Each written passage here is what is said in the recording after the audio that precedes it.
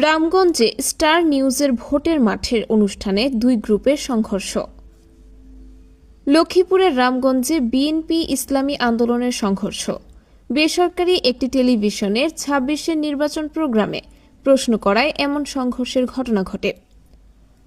আপনারা দেখছেন বিভক্ত হয়ে একে অপরকে উদ্দেশ্য করে স্লোগান দেয়। এ সময় সংঘর্ষে জড়িয়ে পড়ে।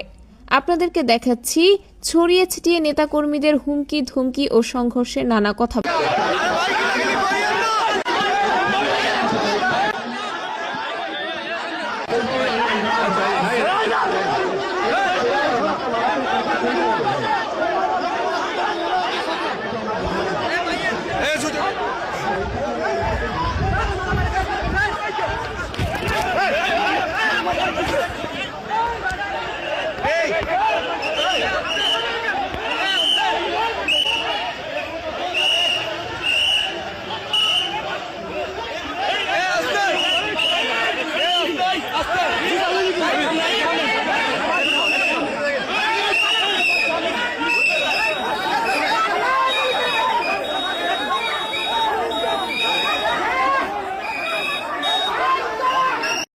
জাতীয়বাদী থেকে বিদায় নিয়েছেন কিনা এটা একটা প্রশ্ন।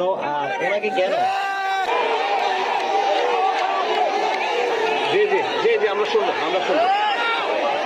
আমরা শুনবো আচ্ছা যদি যদি যদি জাকির ভাই একটু